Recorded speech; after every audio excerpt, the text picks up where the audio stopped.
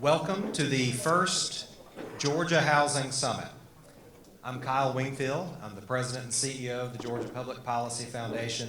And on behalf of our Board of Trustees and our staff, we are thrilled that you have joined us today for these wide-ranging discussions on ways to boost housing affordability for people across our great state. We're going to get to those discussions very soon, but for those of you who are not familiar with our organization, I wanted to explain a bit about who we are and why this is a topic we have prioritized. The Georgia Public Policy Foundation was founded in 1991 to enhance the debate about the important issues facing our state. Over the past 3 decades, we have become a trusted, independent resource for voters and elected officials alike, proposing actionable solutions to real-life problems by bringing people together. We have worked on issues ranging from education to health care, from transportation to criminal justice reform, because it is our mission to improve the lives of Georgians through public policies that enhance economic opportunity and freedom. We believe in the power of facts. And so just a couple of years ago, we began our work on housing affordability by trying to establish some facts around how it has come to be such a pressing problem for so many Georgians. My colleague, Chris Denson, will be telling you more about that in just a few moments. But I wanted to provide you with some context about that work and how we can work together with each of you to bring relief to our friends and our neighbors. Now, we believe this problem of housing affordability is first and foremost a problem of supply. We simply aren't building enough homes in the state of Georgia. If you look at the data, there were as many homes built in Georgia in the last half of the 1990s as the entire decade of the 2010s. Yet our population grew by 2 million people between those times. So we started our work by asking, why did that happen? And while there are many answers to that question, it is undeniable that one central reason is that it has become more expensive to build a home. And one reason for those higher costs is public policy. So we've been measuring and cataloging some of the public policies contributing to higher costs. But we've also been working to identify ways to overcome the challenge. We believe innovation is key. If we want different results, we're going to have to do some things differently. And today you're going to hear about some of those possibilities. Now, doing things differently is never easy, and we won't pretend otherwise. But we believe it's possible that we can accomplish change by working together. I hope you'll hear some ideas today that spark thoughts in your minds, thoughts about how to make things better in your communities. And when you do, I hope you'll remember that we at the Georgia Public Policy Foundation want to help you put those thoughts into action. Let us know how we can help. Now, before we proceed, I'd like to recognize the sponsors that made this event possible. This is the second event in our Georgia Freedom Series, which is sponsored by the Verizon Foundation. Our sponsors for this specific event are the Beth and Ravenel Curry Foundation, HL Strategies, and the Georgia Association of Realtors. Please join me in thanking them.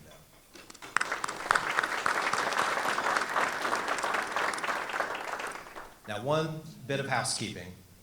We hope the ideas and thoughts generated today will also prompt questions for you to ask our panelists. And at the end of each panel, we'll have some Q&A time. To make that time as efficient as possible and ensure we cover as many questions as time allows, we will use a note card system for questions. You have on your tables index cards and pens and pencils. Please write down each of your questions on an index card, hold it up, and a member of our staff will pick them up from you. And with that, I'll turn over the program to our Director of Policy and Research, Chris Denson.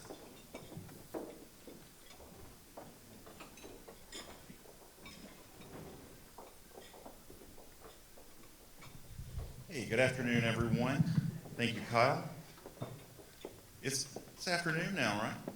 Yeah? Maybe dark in here, but it's officially the afternoon. Welcome, and before we go into our panels today, I wanted to go over a little bit about some of the data that's out there regarding the housing market, some of the research that we have done, and hopefully level set in a way that really helps provide for a better understanding of what we're going to go through today. So as you'll see on this slide here, and Kyle alluded to earlier, during the 2000s, there were over 800,000 building permits issued in the state of Georgia. During the 2010s, that number had decreased to just under 385,000. And as you'll see here, that was a decrease of over 50% despite adding over 1 million new residents during that decade.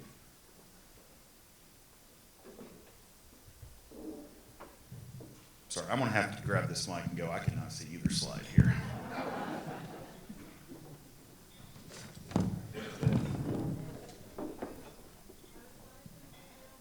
Yes, we'll make the slides available afterwards.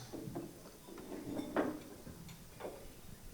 tell you what, I'm gonna do this like a rock and roll artist. Get really comfortable here.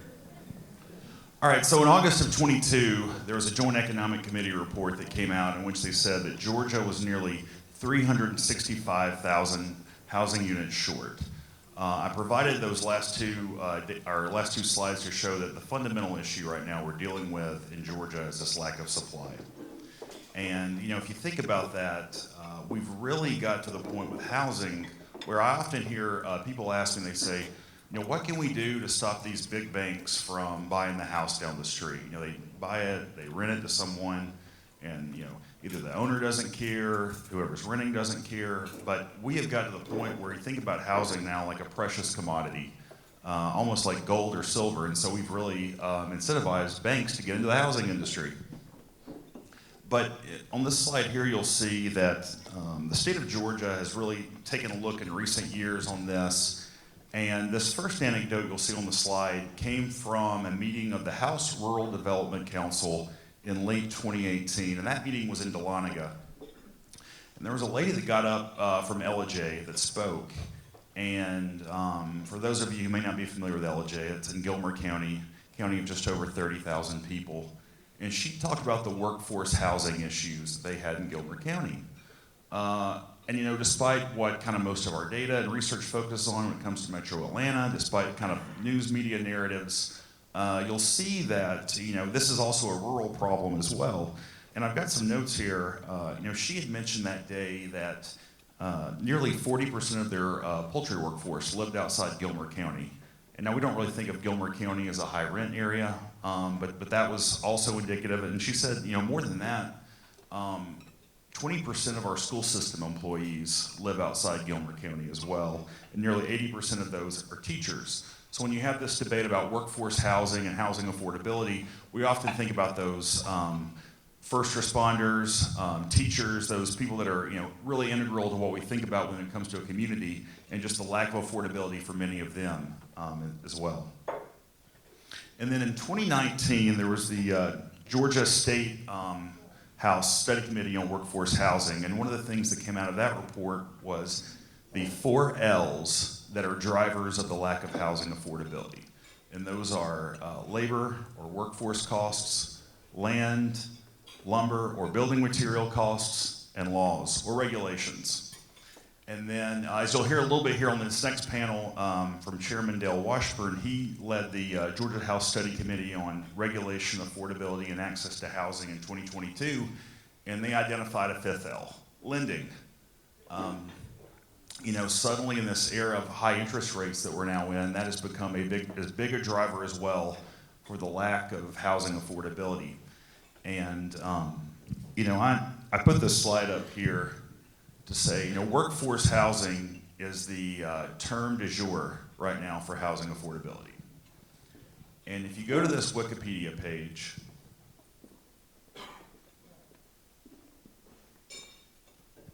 you will not find a single definition for workforce housing. And, you know, you'll often hear different things where it's discussed as basing it on the median income in an area. Basing it on household income, so that way, you know, you think about it, if household income relates more to like what they can afford when it comes to a mortgage, You'll hear about it as defined on the proximity to major employment centers. You'll hear about it defined based on the housing units that are available per a population. But I put this up here just to show that it's really tough to have consensus solutions when you can't define exactly the problem you're trying to solve.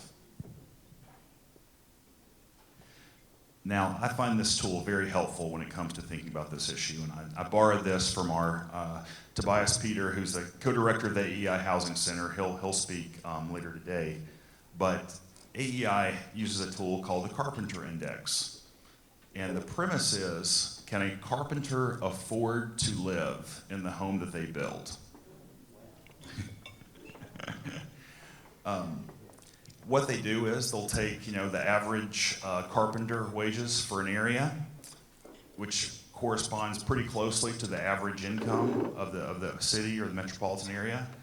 They'll multiply that by 150% to come up with a household income, and then you take that and you say, okay, a rough figure is that you can afford to live in a home that costs 3 times what the household level of income is. So you'll see here on this slide, this is from 2012. And there's a lot of green, not only in the Atlanta area, but across the country. And that meant that at that time, when the average household income was $65,000, that over 98%, nearly 99% of our theoretical carpenter here could afford to live in a $195,000 home in 2012.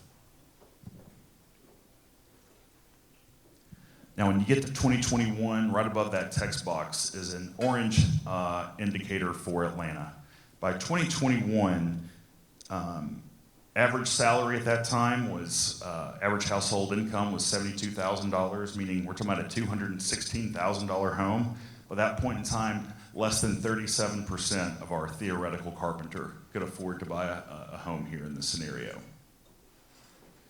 So wages were not keeping up with the rise in housing prices over the last decade. Going back to those first 4 L's, we started thinking, what could we do to provide more research and more information in this debate? And so in the fall of 2021, we partnered with the National Association of Home Builders to replicate their study that they do at a national level that looks at what is the average cost of federal, state, and local regulation to build a single-family home. And what you'll see up here is that in Georgia, we're about 3 percentage points higher than the national average. And in 2021, for the first time, they were able to break that survey down and compare the regulatory cost during the development phase and the construction phase. You'll see from the slide here, Georgia is the dark block. We're higher in both of those areas as well. And I'll go into a little bit about the breakdown on construction and development. So here you'll see this is, on average, 11.3% to only develop the lot here in Georgia. The 2 highest drivers of that cost, that orange block is 3.3%. That's the hard cost of compliance, which will include things like environmental or fees to mitigate environmental impacts, or hookup fees, impact fees. And then the second highest driver there at the bottom, 3.2% on average, comes from land dedicated to the government. So that's often green space or parks, or sometimes I'll hear of areas that developers are required to dedicate land for schools, for example. In total, that was 11.3%. Now, during the regulatory breakdown for the construction phase, you'll see here it's 15.6%. And those of you in the room, whether you're an elected official or you're in the industry, you talk to any home builder, the 3 highest drivers of cost you'll hear them talk about, and some may say complain about, are changes to the building codes, architectural design standards, and impact fees. And lo and behold, the survey came back and showed that changes to building codes was the most expensive driver of cost to build a home. It's the same as the national, that's also the highest nationally as well. In Georgia, it's 7%. Nationally, it's about 6.1.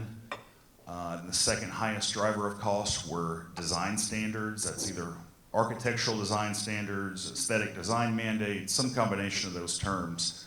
And most often that is bans on the use of vinyl siding. as a building material. You'll also hear some jurisdictions will do four-sided brick requirements, detached garage requirements, window size minimums, and so that also adds it to the cost as well. What was interesting about that is when we started getting into this housing work, we were hearing that Georgia was ground zero for these design standards. And so of the close to 90 builders that we surveyed in the fall of 21, over 70% of them said they'd experienced building with a aesthetic or architectural design standard mandate. And but what's really interesting about that is not only was Georgia higher on average, 4.1 here compared to 2.7% nationally, but Georgia builders were nearly 14 percentage points more likely to encounter building in a jurisdiction that had some kind of design standard. And then the third highest driver are those fees paid by the builder after purchasing the lot. Those often come about whether impact fees, utility hookup fees, and on average they add 2.3%. Now, in the long version of this presentation, I usually bore people to death with about 15 slides, breaking down each of those metrics even more. So at the end, I have to put this up here to kind of bring it back to a little bit higher level. And so that table on the right breaks down each of those and shows you just kind of in a way that, shows what each one impacts when it comes to the final cost of the home. But here on this slide, we have said, or actually, let me tell you real quick, when we first did this 2 years ago, that table you're seeing on the right, that was a hypothetical $350,000 home. And 2 years later, that doesn't even seem reasonable for the average price of a new single-family home in Georgia. So here I've updated the language to say that 26.9% on average means that we're talking about over $107,000 can be attributed to the combined cost of federal, state, and local regulation in a new single-family home. And I should have said this earlier, but the purpose of this study was not to say that all regulatory actions are bad or should be eliminated, but the important thing to think about here is if we can work together and reduce some of these fees, we can have major impact on the affordability of homes. Our CEO, Kyle Wingfield, often cites the example here that if you're talking about a $400,000 home, as I've highlighted in this scenario, if we lowered Georgia's regulatory average cost as high, or we lowered it basically as high above the national average as it currently is, that means that the price of the home would be nearly $25,000 lower. But then you apply a 7% interest rate to that, we're talking about saving buyers $165 a month. So even kind of doing these marginal actions to whether, ease the cost of permitting fees, impact fees, whatever it may be, would have real impact when it comes to putting more money into home buyers' pockets. So in the fall of 22, we did the same thing. We replicated the National Association of Home Builders survey, this time with multifamily developers. And what the interesting thing about that was Georgia was actually significantly lower than the national average when it comes to the cost of multifamily development. But you'll see it's in pretty close proximity, 23.4% in Georgia, 40.6% national average. So it's pretty close to the cost of regulation to build a single family home, but significantly lower than national average. Also as well in that study, we surveyed multifamily developers to see kind of what their thoughts were, their actions were when it comes to the public policy debates of the day. In the top left, you'll see one pie chart in which we have, have you ever experienced any opposition to multifamily housing development, AKA NIMBYism? And you'll see that 91% of them that answered the survey said yes. And then moving on to the top right, we asked if their typical project was in a jurisdiction with inclusionary zoning. And 67% of them said yes. And just in case anyone in the room is not familiar with inclusionary zoning, that's when a certain percentage of housing units in a multifamily development are set aside at a specific rate, typically at a certain percentage of the area's median income. So then we asked, do multifamily developers in Georgia avoid building in jurisdictions that have inclusionary zoning? And surprisingly, 89% of them said no. And then we asked to follow up. Rent control is a very popular topic. I know you often hear about that proposed in jurisdictions. You hear about a lot in the newspaper. Certain governments or local governments are considering it. And we asked if Georgia's multifamily developers avoid building in jurisdictions with rent control. And 79% of them said no.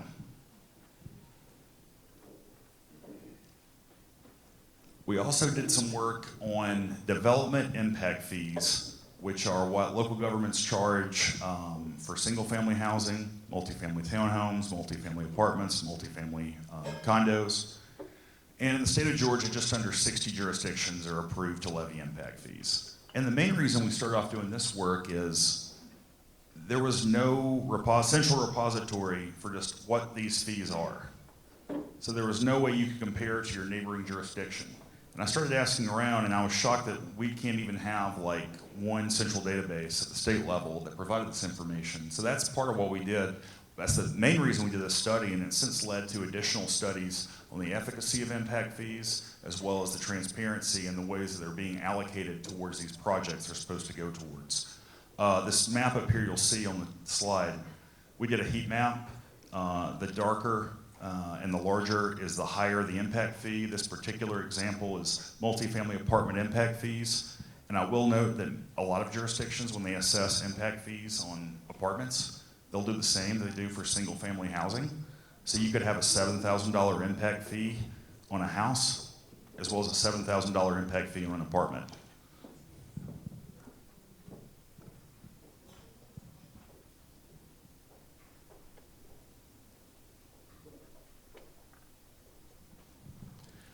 And then most recently, we did a study on lot size minimums and home size minimums across Georgia. And part of the reason we did that was we started hearing stories from various stakeholders that jurisdictions were considering 3, 4, 5 acre lot minimums across the state. And so part of the reason we did that was we wanted to see just how widespread this problem might be. And so here at the top, you'll see the Georgia Department of Public Health has a standard that they recommend. We use that as our benchmark. They recommend a 1 acre lot minimum if you're on septic, and they recommend a half acre lot minimum if you're on public water and sewer.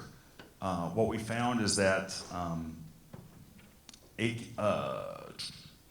31 counties, 8 cities in Metro Atlanta, and 6 county seats across the state had single-family residential districts with minimum lot requirements above the DPH standard. Now these are specific zones, so it may not be an entire city, it may not be an entire county, but had significant swaths of land that had these minimums above the standard. The highest we found was a 5 acre lot minimum. And then as well, you'll see here that 50 counties, 60 Metro Atlanta cities, and 87 county seats had their highest minimum lot requirement was below the DPH standard. Once we dug in and checked out the numbers, the problem wasn't quite as widespread and significant as I think we initially thought when we jumped in. And then as well, we looked at home size minimums across the state. And here at the top of the slide, I have where it says that there's no industry consensus. We don't have a DPH standard, if you will, to fall back on. The state of Georgia uses the International Residential Code for building standards. The state adopts it, but local governments have a lot of latitude when it comes to their implementation of that. And so really the closest definition they come to a minimum home size is 120 square feet, which is what they define as a room. So that's, and then the other thing too, I know a lot of jurisdictions, a lot of people here are probably looking at the tiny home space. They define a tiny home as 400 square feet. So I can tell you, driving across Georgia, I've seen a lot of tiny home communities that are branded as tiny homes, significantly larger than 400 square feet, and I use that to illustrate the lack of industry consensus on the home size issue. But you'll see here, we found that 16 counties, 30 Metro Atlanta cities, and 25 counties had a minimum home size requirement above 1,000 square feet. Now, why did we pick 1,000? Well, I came across an American Planning Association article from the 1950s. They use that as a benchmark. And it seems to everyone kind of agrees that's a nice round number, let's go from there. So, and then here on the ones that actually have the minimum home requirements below that threshold, we found 8 counties, 3 cities in Metro Atlanta, and 6 county seats that actually had single-family zoning requirements below the minimum home size requirement of 1,000 square feet. So I know I've gone through pretty quickly a lot of this research and information. And as I wrap up here, I'd go ahead and invite our next panelists to join me on stage, start making their way up. I've provided our link here to, in case you'd like to check out any of those reports I've gone over at a very high level, a very quick level today. And at the bottom as well, you'll see a QR code. That QR code is for the full program that we have today. It's on each slide. We have full bios, presenter headshots in there, full day's agenda, and so it'll be available on each slide. And with that, I will let our next panel make their way up here. And I will say too, I provided some data. You'll hear some more data throughout the day. But we felt it was important that you hear from our next group. These are elected officials that have been in the middle of the housing debate. They know the state issues, they know the local issues, and we felt like it was and you know, there's a lot of, you know, we have your state officials, you have local officials. It's a bipartisan panel. You know, this issue kind of, it doesn't fit in a neat R&D buckets is what we've learned over the last couple of years. And I hope you learned something over the next hour. And with that, I'm gonna turn it over to Jeff. How are you doing? Can you hear me okay? All right, good. I want to introduce Chairman Washburn, member of the House of Representatives, and as was decided earlier, headed up a study committee on this matter.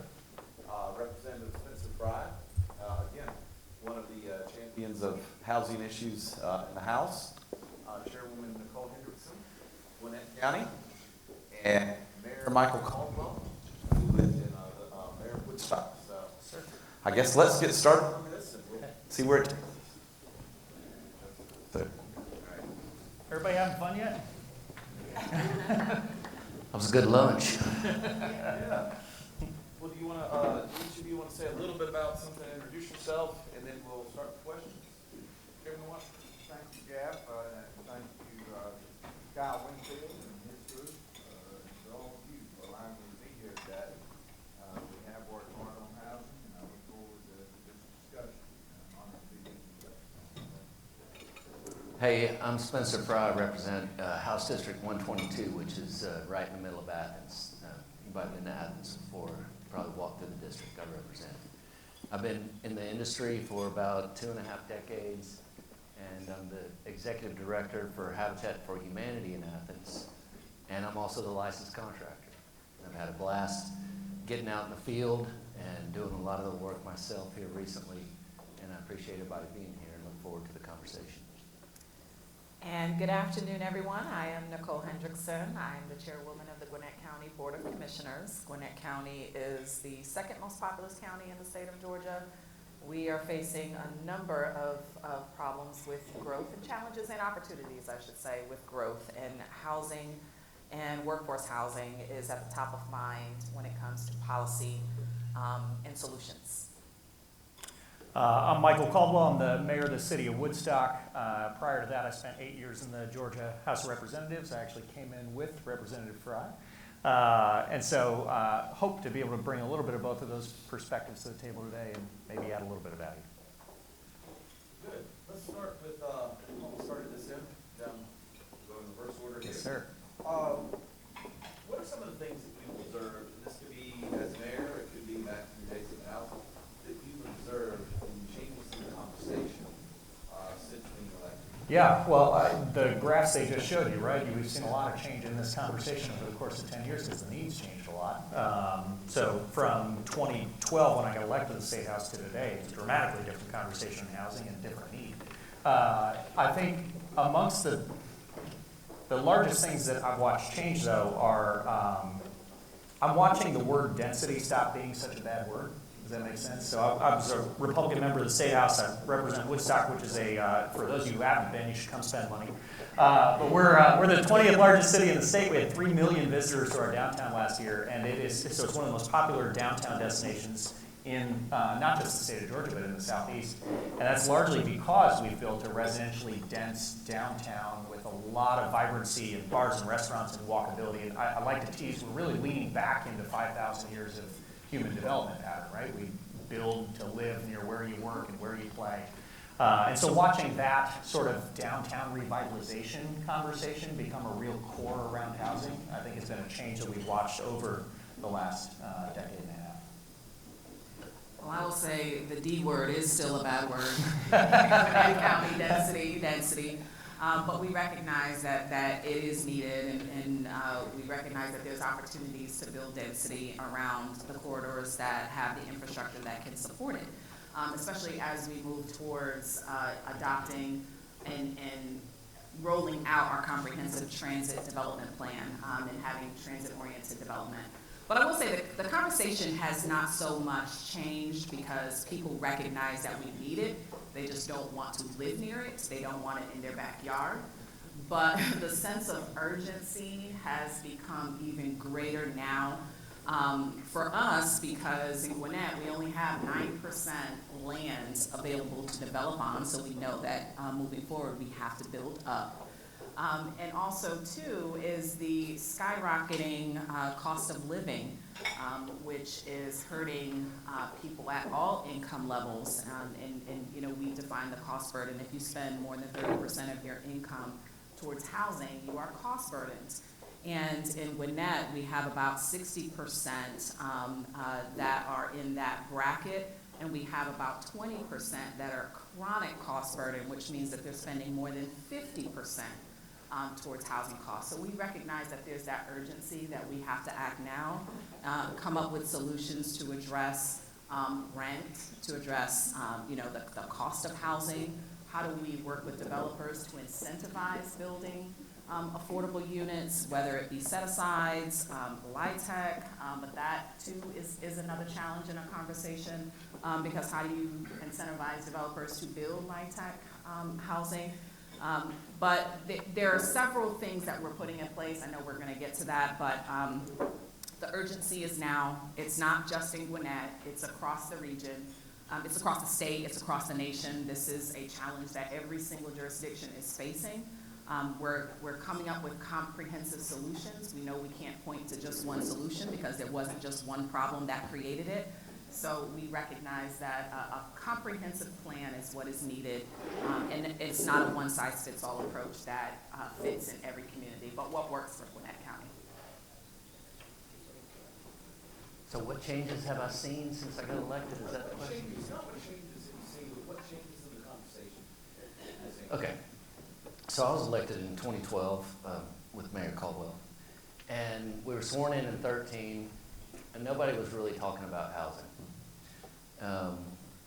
I think the conversation that I'd like to point out, the conversation has changed a lot, like you said. I mean, I couldn't say anything, I couldn't add anything to what you just said, honestly. Except for this. The conversation that has changed since I got elected is the fact that we have hedge funds and large corporations investing into housing. That's the biggest conversation that has changed. And now let me tell you something, and you know, you think about, like, I have this theory that we all don't really understand the difference between $1 million and $1 billion because they sound alike. And for me, I've never seen either, except for on the beach maybe, right? But the point is this, 1 million seconds is equal to 11 days. 1 billion seconds is equal to 31 years. So what we're seeing right now, when the hedge funds and these large, massive corporations with multiples of 31 years worth of money are coming into our state and buying single-family homes and they're turning them into rental houses, we're seeing the degradation of the American dream of home ownership. And when the hedge funds are into it, you know they crush those numbers. And I told this to a group of real estate agents. And you may appreciate this. Sure. When you've got customers, we've all heard about the bidding wars that have been going on, right? So you have somebody that's bidding on the house and they may have offered full price, but then there's people that are bidding up higher and higher and higher. When you've got customers with 11 seconds worth of money, they have no chance to compete with somebody with 31 years worth of money. Y'all see what I'm saying? Just not. I can barely see you, but this is a big problem. And listen.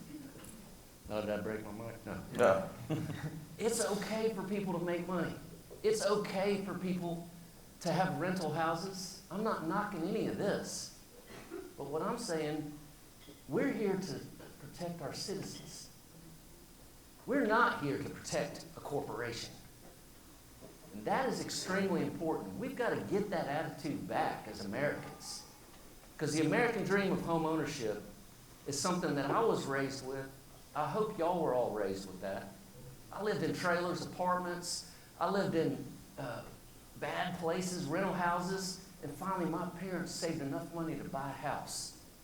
That's all we thought about, getting our own place. And we have got to get back to thinking like that. And then we have to expand that to think about, we are here to help the people live in a decent, well-lighted place. And there's no reason that we should be having these problems. I know there's a lot of NIMBYism going on. But we've got to push through it.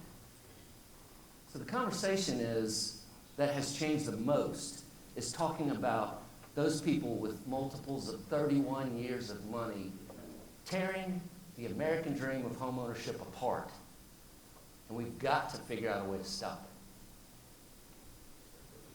All right, Chairman Washburn. Well, thank you, Jeff, for the question. As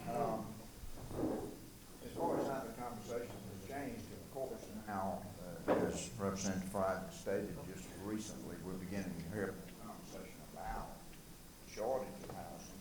Some very interesting statistics today. Let's talk about that for just a minute, because one of the important things I believe for all of us is to know what we believe. And I'm sorry. It's important for all of us to know what we believe about everything, but it's also equally important to know why you believe it. And I believe that that housing for Georgians is extremely important, obviously. And one of the reasons it's important is the path for all Georgians that are beginning their working life, the path to any sort of financial stability and net worth, most always involves ownership in a home. And we all know how that works. All of us have to have shelter, and we all have to pay for shelter. And for our young families just starting out, when we talk about this, I really kind of don't like the term workforce housing, because it sort of lends you to think about people going to work every day and just having to have shelter there. I think we should talk more about entry-level housing, and that's where we are here. And so the path to any sort of financial stability for our families in Georgia generally, or families, single people, everybody, generally involves ownership in a home. And so I think that is very important. For that reason, it is also, of course, the real estate industry and the construction industry is an engine that drives our economy. I mean, we could go on and on about why that is important. Now, I'd like to take the conversation back a little beyond my getting elected to the Georgia House. I was a county commissioner back in the 80s, and I was very young then, and I had not read How to Win Friends and Influence People at that point. And so I probably could have been more effective had I read it then. But the point I want to make is, back then in the county I was in, the transition was underway from becoming an agricultural county to a suburban county. And we had almost no planning and zoning. And so I recognized that. I grew up in the building business, and I was in the real estate business, and I recognized the need for good planning and zoning, and that thought is going somewhere in just a minute, so bear with me. So I fought a bloody political battle to get those folks to understand that the local county government needed to have some control over their land use. And it was a bloody fight, but we were able to get it done. And I saw that county making the transition from agricultural to suburban, and I knew the setting the stage for the building of good entry-level housing was important, and so we did that. But here, in the terms of conversation about housing, what I have seen in that long period of time is that, and we might as well talk about this because this is a debate with the chair lady and with the mayor, I have seen increasing control by local governments beyond land use that now is dictating design standards, number of windows, roof pitch, no vinyl siding, got to be brick on 4 sides. And that is part of this conversation we have to have. I believe in local control. I believe in good planning and zoning. That's the sermon I preached to them back when I was a young county commissioner. But we did not see at that time the kind of control we have now relative to architectural standards and relative to a much slower and more difficult process. I'm gonna close with this. I'm a great believer that home ownership and housing is very important to Georgians. If we can't create better entry-level housing and affordable entry-level housing, we are establishing 2 classes of citizens in Georgia. Those that can afford to buy a $400,000 house, and there's a lot of us that cannot. If you cannot afford to buy a $400,000 house, then you must live in an apartment. And so that is not a good thing. Home ownership is important for Georgians, and we need to work together. I've been a local official. Listen, local officials make more difference to the people in their communities than the people of the state legislature or members of Congress. Our local officials are very important, and they do very important work. But we must sit down and come to some compromise about making building houses much more complicated than it used to be and much more complicated than it needs to be. We all want good, safe housing built according to good building codes and according to health department requirements. But we have to come to some conversation and some compromise in order to lower the cost of housing. Sorry I took so long with that question. Well, hearing a lot about, and I really like that you said density is not a bad word, and you said yes it is. And I think that speaks a lot to how the conversation is changing. Because I think a lot of it gets to what you're calling density. I've also heard about the, kind of the NIMBYism. I think everybody agrees we need to do something about it, just not next door to me. Everybody needs to be able to have a place to live, just maybe over there. It's kind of what we hear a lot of. What are some of the things you think, recognizing all that, what are some of the things you encounter when you try to overcome this? Do you have any personal examples of trying to do something and then hearing that backlash? Let's start with the chairwoman this time. Yes, density is a challenge, but I'm gonna state with a caveat because I may be an unpopular opinion, but we need density. It's the only way our communities are going to be economically sustainable. We cannot build our way out of the housing by just building single-family residential. It's just not sustainable.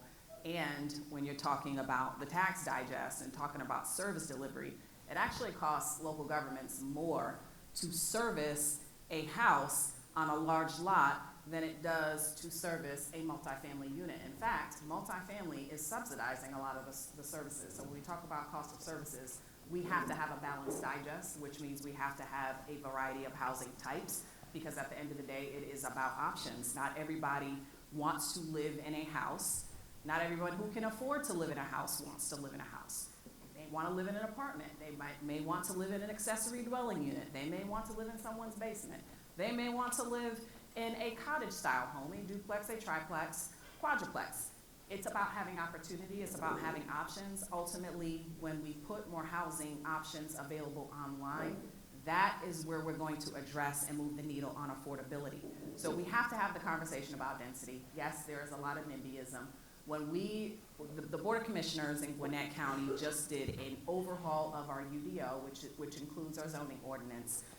It was the first major overhaul of our UDO since 2014 to allow for us to bring on more housing types, like that missing middle housing, such as accessory dwelling units, cottage-style homes, homes that have smaller footprints, and it also removes those parking standards and parking requirements.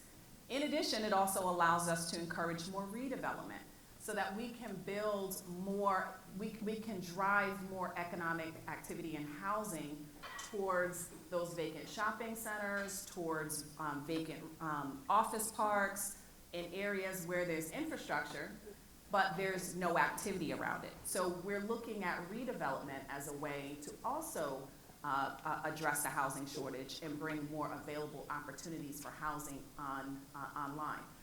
However, even through that update of that UDO and trying to educate our community and our constituents about what was in the UDO, what it was not, we had a lot of backlash. People said, oh, you're just going to create density all over the place, which the UDO doesn't create anything.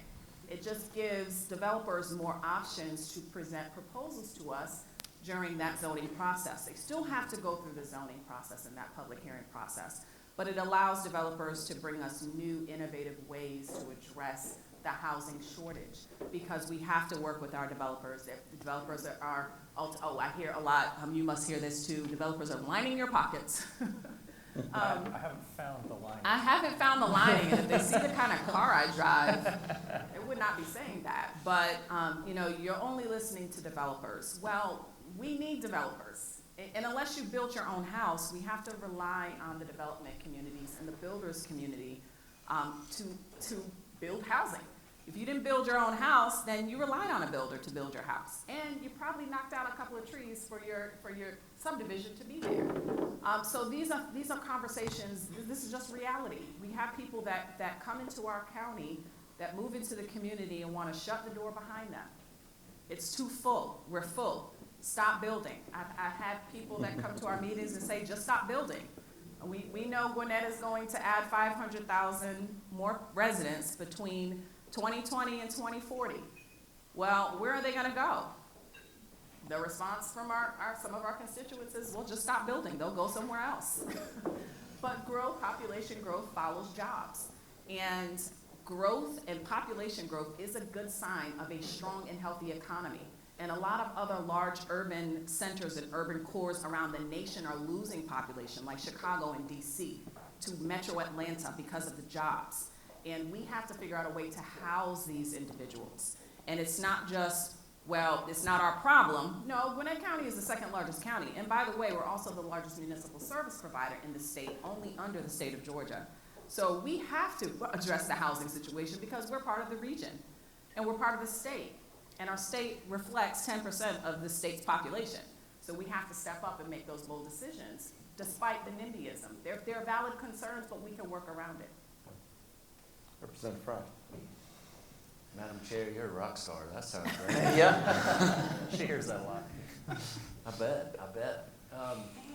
So a personal story with NIMBYism would be, I sold a lot to the neighbor next door, to a guy that wanted to build a house next door to me. And I live near downtown Athens. And he sent me a drawing of his house that he was planning on building and said, is this okay? And my response was, I don't care. It's your property. Do whatever you want to do. And so I have definitely a different attitude, a pretty hardline attitude about personal property rights, which I think is extremely important. It's what this country was founded on, and it still exists in everybody's thought process today. We want to be able to do what we want to do, where we want to do it, especially on a piece of dirt that we own ourselves, right? And so the opposite side of that occurred recently when I'm building a 60-some-odd home neighborhood. And it's going to be a neighborhood where we're going to have what we call a blended community, and where you're looking at 40-something single-family homes with children, 15 cottages with, for kids that are aging out of the foster system that are homeless, but they're trying to go to college, which is a massive problem. I had no idea until a handful of years ago. And then 11 tiny homes, which are 400 feet, exactly, 400. And we're gonna do a longitudinal study with the kids because it's in our lowest performing school district. And we're gonna show that we don't have bad teachers, we don't have bad kids, we don't have bad parents. They just have rough places that they live. And so the NIMBYism occurred with two guys I know. I've known for 30-something years. And they don't even live next to the property. They own rental property next to the property. And they said, we're not really happy with this. One of them said, I bought my home. Now, it's what's inside the loop in Athens. Have you ever been to Athens? You know, it's like right next to downtown. Bought my home next to this forest.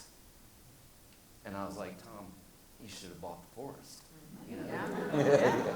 I said, I'm sorry, you know? I mean, this is just the way it goes. And so I'm at a pretty extreme point on the NIMBYism. I don't have a whole lot of tolerance for it because I want people to be able to live where and how they want to live all the time and not just some of the time. And everybody needs to be able to have the access to that. Mr. Chairman. Thank you.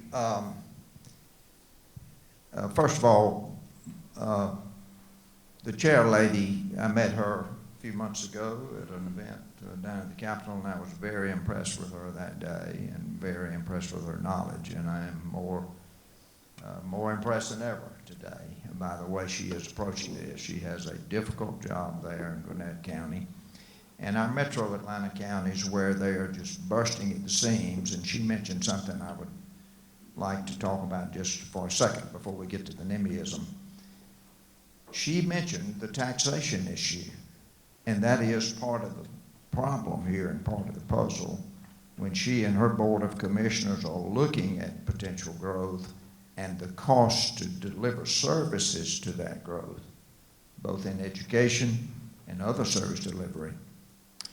Unfortunately, our ad valorem tax system for the more affordable housing doesn't pay enough revenue to pay for the demand on the services. And that's another topic entirely. I'm chairing an ad valorem tax study committee right now, and that is one of the things that I hope gets injected into that because it's something that needs to be addressed.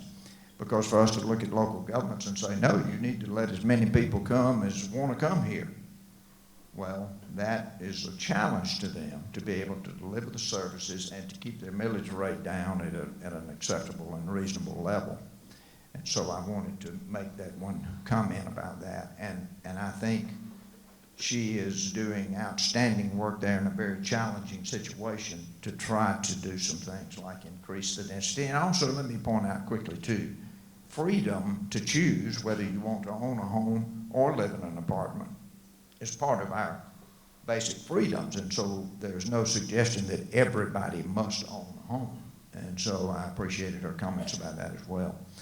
My good friend here talking about the NIMBYism, let's all be frank. I've been in the real estate business 48 years. The cold truth is, and most of us sitting in here fit into this category.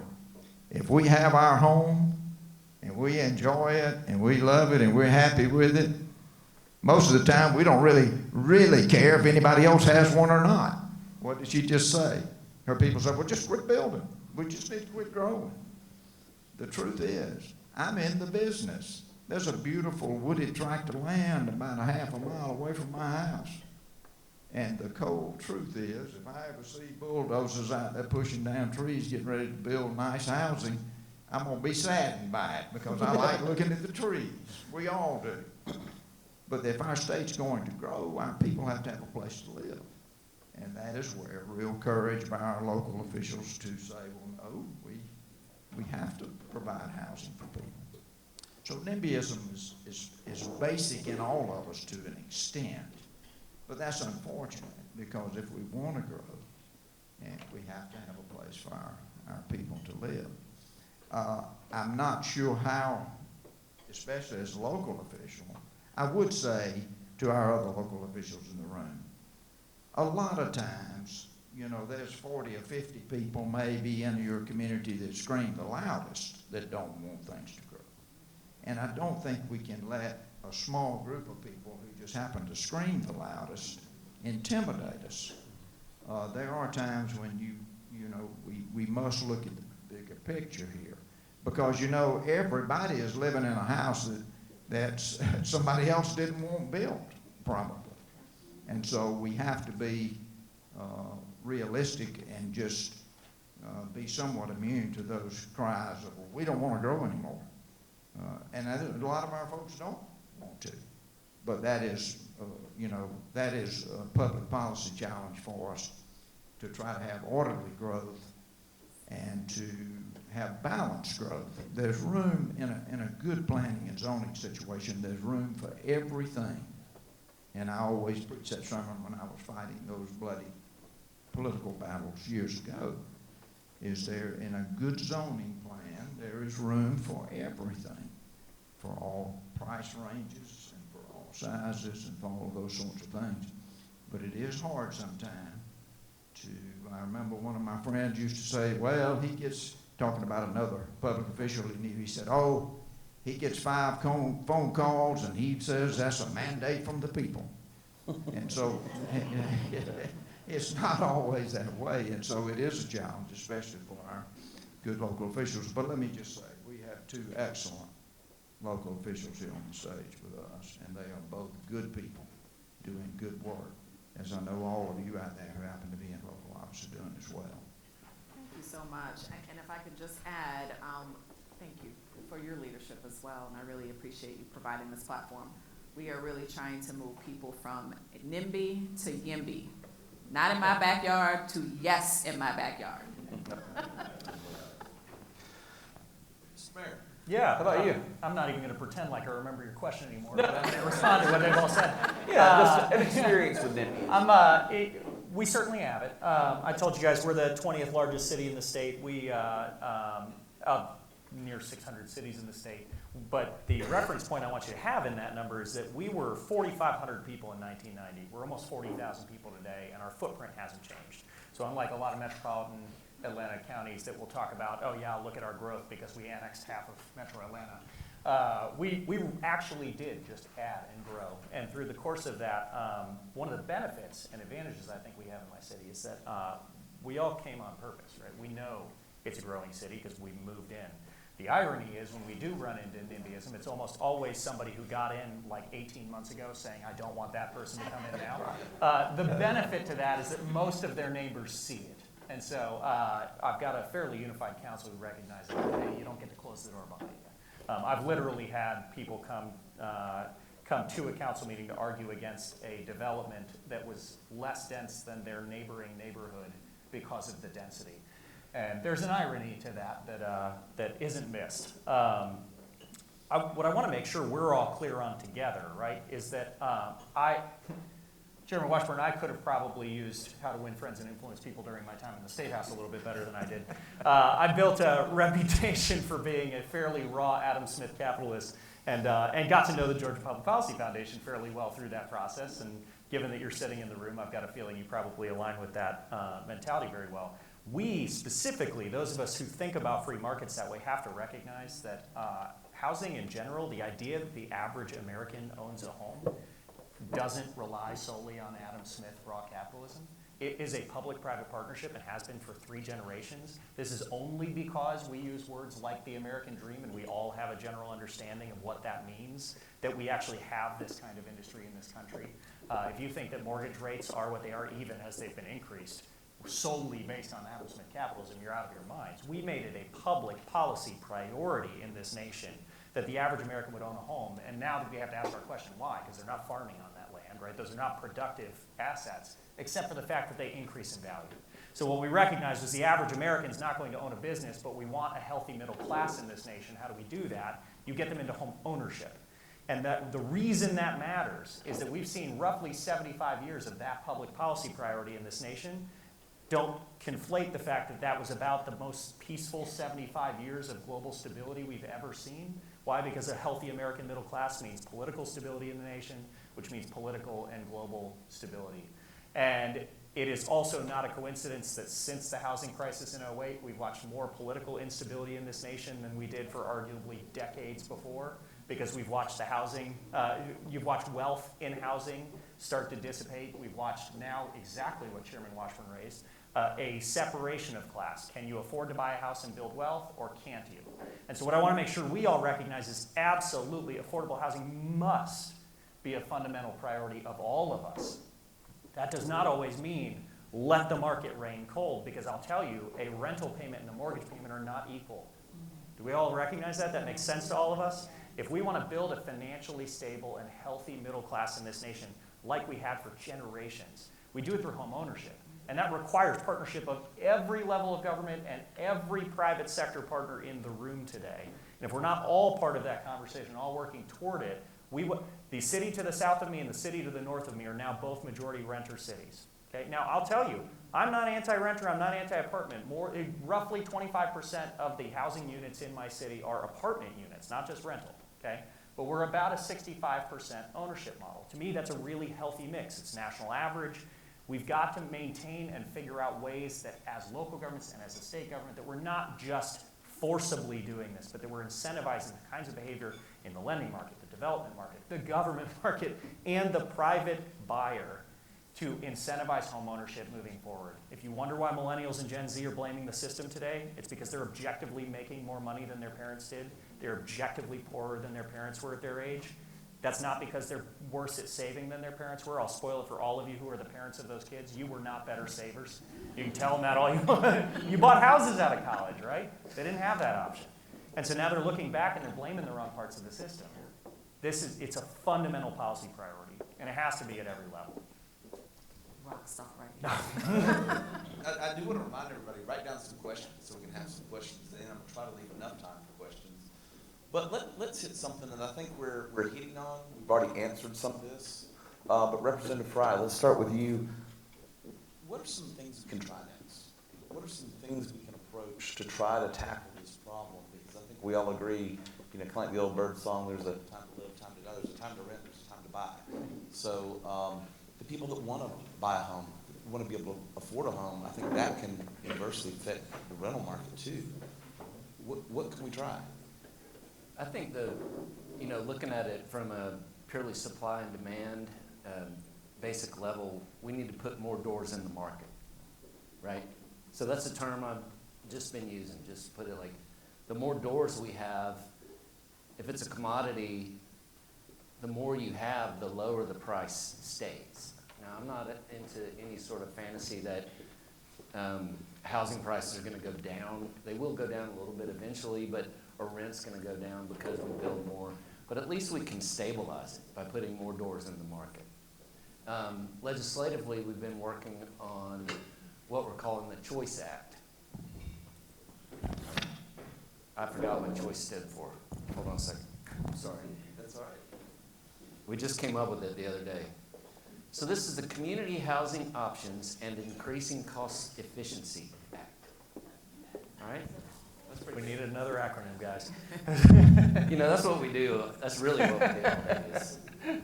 But really, the Choice Act would give a list of like 30 to 40 items that we want every municipality and county to look at. You got to choose 10. Okay? Now, what we're doing is we're getting everybody on the same page. If it's a state mandate for everybody just to at least look at this issue, then the whole state's talking about it, in every municipality and county. And then you got to choose 10. And then if you get to 15, guess what? We're going to figure out a way to give you some incentives with some bonus points on your DCA applications for your municipalities, for infrastructure. And then if you go up to 20, man, you're going to get, you don't have to match your LMIG. If you're not in government and you don't know what LMIG is, I don't know what that stands for, but it's road money. We care. Yeah. They like it. They like LMIG. And it could be things that you're already doing. And it's going to be stuff like that we just talked about. Create smaller lot sizes. Reduce the coverage of your lot requirements. Reduce say you can build duplexes in single-family zoning. Get rid of your parking requirements. These are real easy things. And if you want, you can get rid of all your design standards. That's one of them. I don't know if anybody's going to choose it, but I dare you to. Yeah, you might get 2 points for that one, right? Well, we'll think about it. The idea here is that we live in a big state with a lot of different regions, a lot of different needs across the state, and we don't need a one-size-fits-all solution.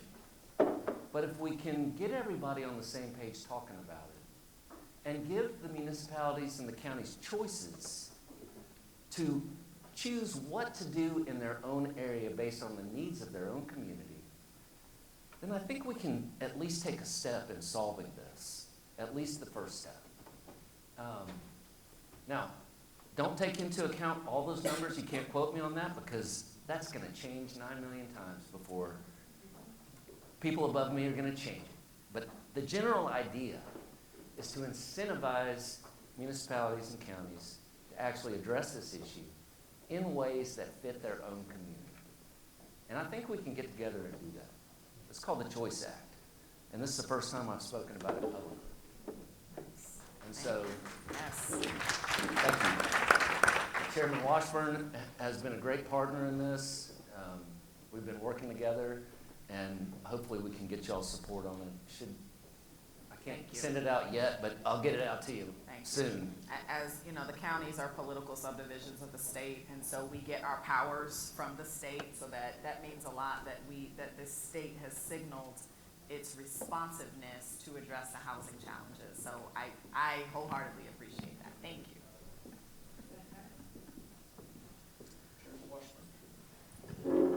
Well, thank you very much.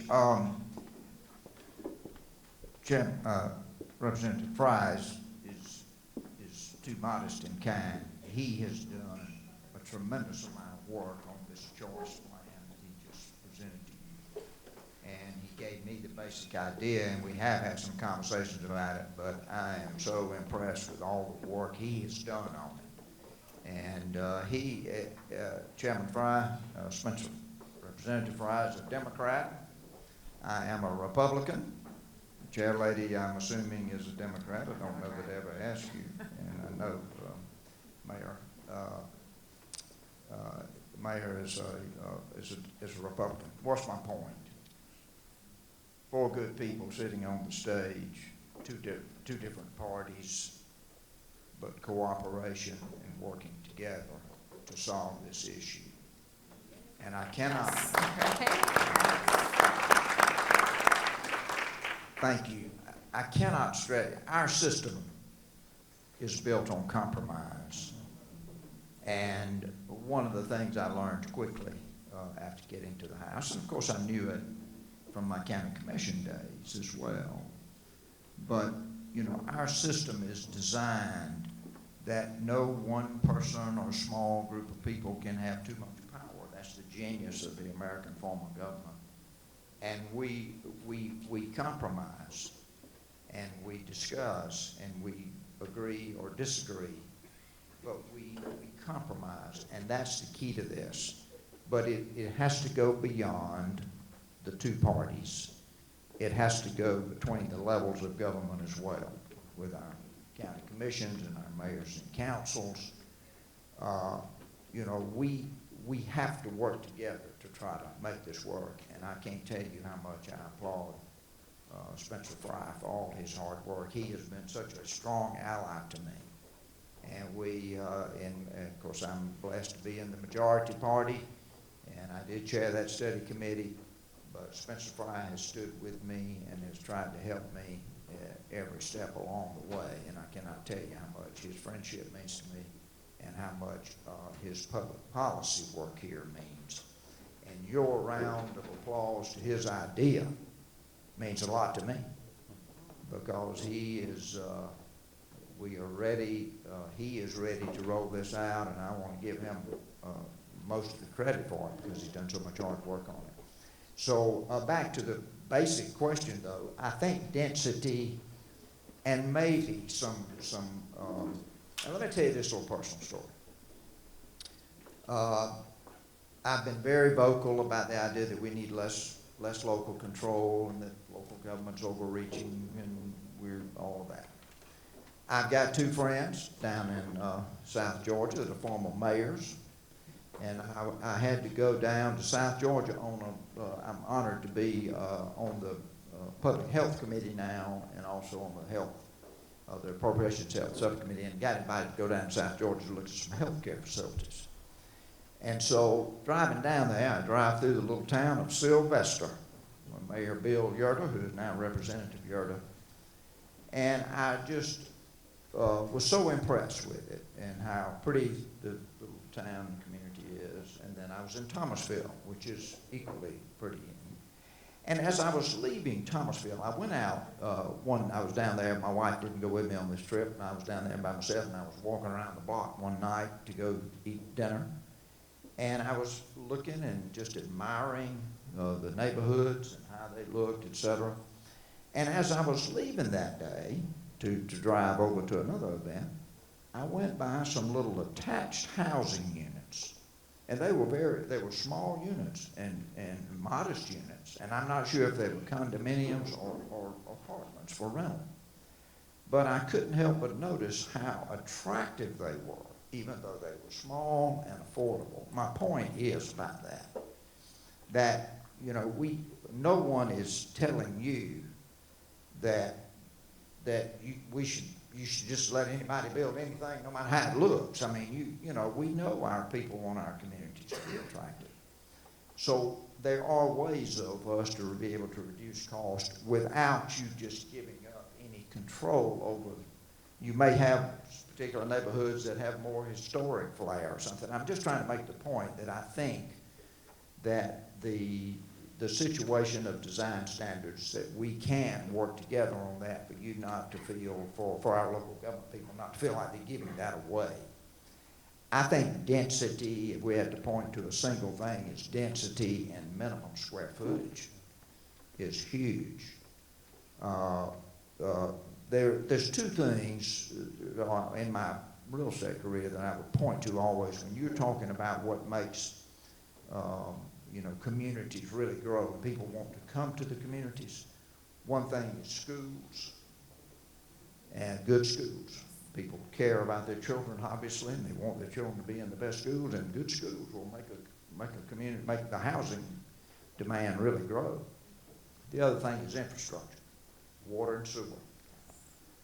Because with infrastructure, we can build more houses on an acre of land. And if I had to point to a single thing at the top of the list today, and I'm so glad to hear the chair lady talk about density, we do get pushback on that a lot. Well, we don't want all these houses built, but that is a false thought, truthfully, because most of our people now probably don't want a real big lot. And people will buy houses on small lots. And so when we're looking at cost factors, being able to build more houses on an acre of land is very, very important. And so, and to the mayor's point about housing flourishing over the last decades, it has been a public-private partnership. The secondary mortgage market that enables people to go and borrow money to build a house and buy a house has been huge in making home ownership do what it's done in America. So the point, one of the things I think that we should look at from the state, if Gwinnett County is just bursting at the seams and really is having a hard time accommodating the growth, then if we have more infrastructure in adjoining counties, that growth will probably spill over into some of our adjoining counties. Now, to my county commissioner friends in the room, I've talked to Jim Thornton of GMA, and Jim is pretty well open to higher density in the cities. So our county friends are insisting on bigger lots. Here's where we need to compromise some and think about that. because when you insist on a 2-acre lot minimum, economically, you are slowing the growth down dramatically, because economically a developer can't make the numbers work if you make him build a 2-acre lot. And so I think if we're going to enable some of our adjoining counties just outside of metro Atlanta to begin to grow and accommodate the housing needs that we have, infrastructure, and maybe getting our state to contribute more money to that process for our local communities, because infrastructure is extremely expensive. And in that public-private partnership, the idea of us trying to work to get the state to help our local governments fund more infrastructure, I think that is a huge way to help reduce our costs. Sorry for the rambling, long story. Mr. Mayor. I think the more the four of us can ramble about fixing this problem, the better off the region and the state are going to be. It's Chairwoman Hendrickson and I serve on the Atlanta Regional Commission, and the number that keeps getting thrown around is that we will add the population of Nashville to the population of metropolitan Atlanta by 2050. So if you think we're bursting at the seams yet, hold on to your butts, because it's going to get a lot worse. So we have got to get serious about solving this problem. That's where the cheesy tagline I keep using back at home is, I care less about how many walls a unit shares, and I care more about who owns it. Because if we're building wealth for the family that lives in that unit, I would rather have an owned condo unit in my city than a rented single-family home with a half-acre lot, right? We're going to have a longer-term financial, positive, sustainable impact on the city and the families that call that city home that way than we will the inverse. And so I think one of the things we have to make sure that we remember and we can take home and we talk about, because the reality, right, we're all upset with Congress because they can't get together and work anything out. And, you know, I used to say we get the government we deserve. We need to start looking in the mirror and saying, I get the government I deserve. Okay, because we all fire our elected officials when we don't feel like they're fighting enough, but the reality is our system's built for compromise, and if we're not compromising, this doesn't work. And so I fall back to Reagan's, an 80% friend is not a 20% enemy. Well, we're firing 98% friends these days in elected office, and I think the political graves of elected officials are almost all made up by people who did what they believed was right in the moment. And so we've got to recognize that density does not necessarily, we can all think of bad examples of density, right? We know what that looks like. But good examples of density work too. I live in a house, I neither paid the number I'm going to reference, nor have I gotten the number I'm going to reference, so make whatever assumptions you want to. I live in a house that in 2012 sold for $265,000. Zillow now says is worth somewhere between 1.1 and 1.2. My MLS listing measures my lot in square feet, not acreage, okay? I can touch my neighbor's house out of the side of my house. We live in the center of town, and when you build density well, and you build it in a walkable community, and you build it in a place where you can actually access things and live in community, it is amazing the kind of wealth that density can build. Density doesn't have to mean what historically we've all pretended like that word means. It can mean really great things, not just for the family that lives in the unit, but for the community that those units make up. So I think the picture we paint about words like this, we need to start telling our narrative better. And the narrative is that we're going to build wealth for families, and that comes with recognizing you build those kinds of communities by tailoring those communities. And so I want to say thank you to both the legislators, because I think things like choice acts that offer choice to local communities. Forget the governments, right? I mean, at the end of the day, local control is a policy decision. As the chairwoman said, we get all authority to govern from you guys, and you guys get all authority to govern from the people who elected you and from the state constitution. We should only be employing these things when they're policy decisions and policies that drive outcomes for our residents. At the end of the day, tailoring communities to what the residents are looking for is a good public policy outcome as long as it's building long-term sustainable communities. But to the chairman's point, we wouldn't have a Helen, Georgia, without their ability to go tailor what that community looked like. And I think in the largest state east of the Mississippi River, part of what makes us one of the most attractive states in the union, one of the #1 states in which to do business, is because we offer something for everybody in this state, right? And so uniform public policy across the board often drives uniform outcomes, and recognizing that tailored outcomes in this state that drive toward an outcome that builds wealth for individual families has to be the public policy priority of all of us together. So thank you guys for working toward that. Amen. Amen. Well, I mean, I think everything that's already been said, I 100% agree with that policy needs to happen at all levels. And I've already referenced some of the things that Gwinnett County is doing with the overhaul of our Unified Development Ordinance, as well as the update to our 2045 Unified Plan, the update to our Transit Development Plan, all of the plans that are working together to ease and respond to the growth, because we did not create the growth, we are responding to it. But one thing I would like to impart on this group is that you should have confidence in knowing that your local, state, federal officials are all working together to address these issues. We are not just now having these conversations. These conversations have been ongoing.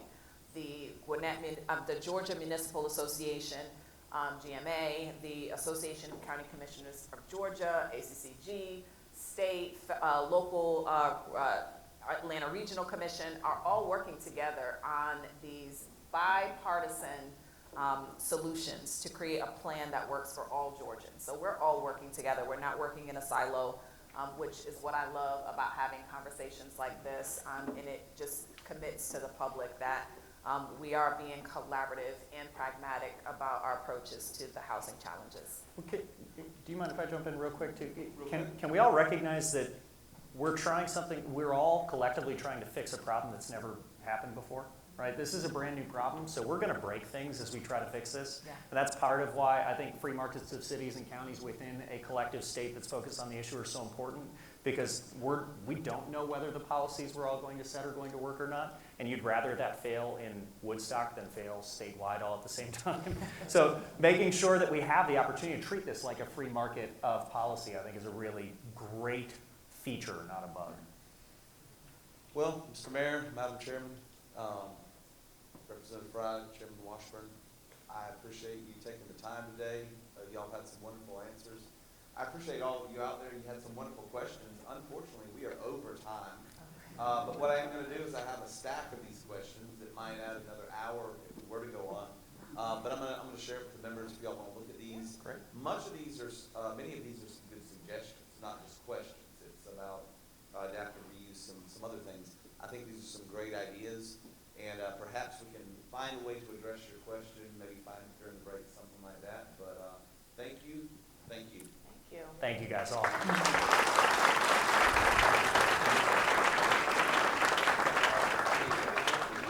Thank you so much to our panel here. We're going to take a 10-minute break. We'll be back at just after 1:40, and we'll have our next panel then.